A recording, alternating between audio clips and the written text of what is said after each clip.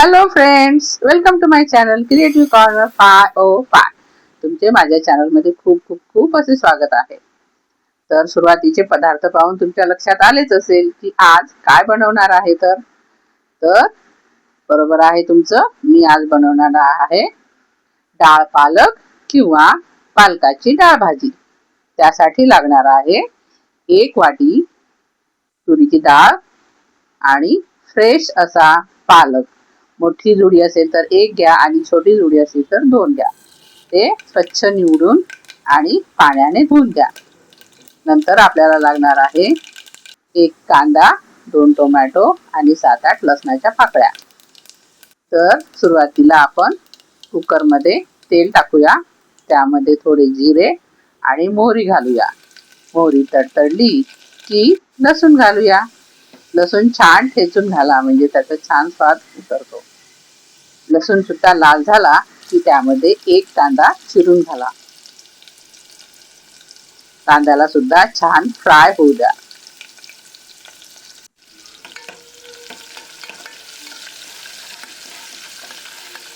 कांदा लाल होई तोपर्यंत 1 टोमॅटो चिरून घ्या.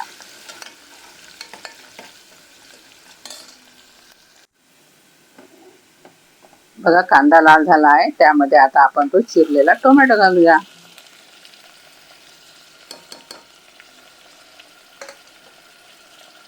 टोमॅटोला आता छान सॉफ्ट होऊ द्या. तेलामध्ये परतून घ्या. तोपर्यंत 1 वाटी जी आपण तुरीची डाळ घेतली आहे ती 2-3 पाण्याने धुवून घ्या आणि थोडा वेळ पाण्यात मुरवायला ठेवा. आणि पालक बारीक चिरून घ्या. मी पालकासोबत थोडीशी कोथिंबीर पण घातली आहे. डाळ आणि कोथिंबीर आणि पालक या तिघांचा स्वाद खूप छान लागतो.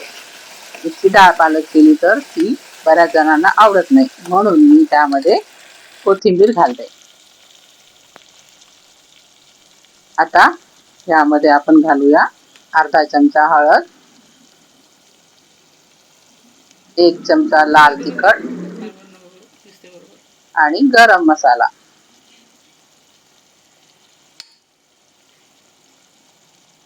त्यानंतर चवीनुसार मीठ घाला आणि सगळं फ्राय करा. थोडा धनेपूड घातलाय.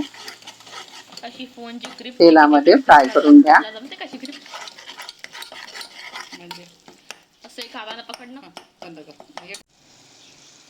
आणि धुवून ठेवलेली तुरीची डाळ घाला. डाळीला सुद्धा तेलावर सुरुवातीला छान परतून घ्या व त्यानंतर धुवून आणि चिरून ठेवलेली पालक आणि कोथिंबीर घाला. नंतर सर्व एकत्र एकजीव करा. 2 मिनिटं तेलावर परतून घ्या.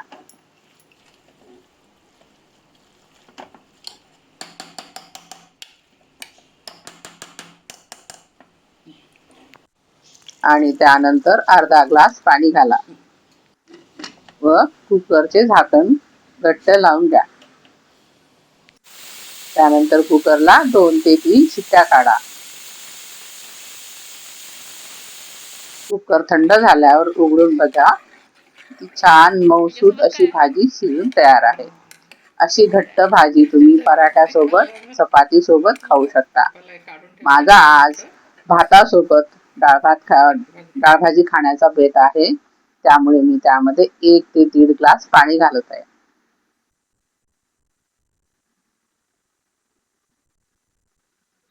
नंतर वरून थोडासा सांबार मसाला आणि थोडे आमचूर पावडर घालत आहे.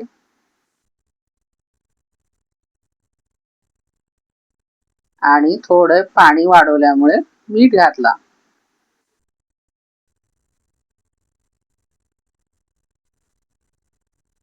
अशा प्रकारे आपली पालकाची डाळ भाजी तयार आहे. ती गरमागरम भातासोबत सर्व करा. कशी वाटली तुम्हाला माझी रेसिपी? आवडली असेल तर प्लीज लाईक, शेअर आणि कमेंट करा आणि सबस्क्राईब करा. Thank you.